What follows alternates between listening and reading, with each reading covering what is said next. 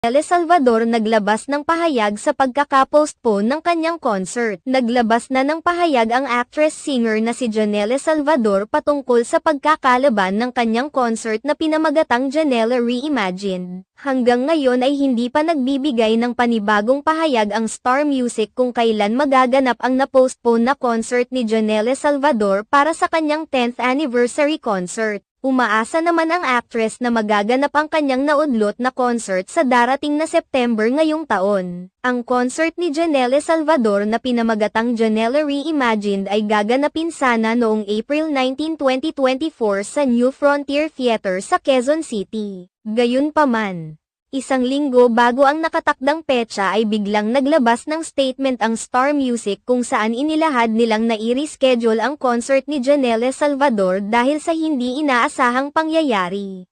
Kaagad naman itong umani ng samot-saring komento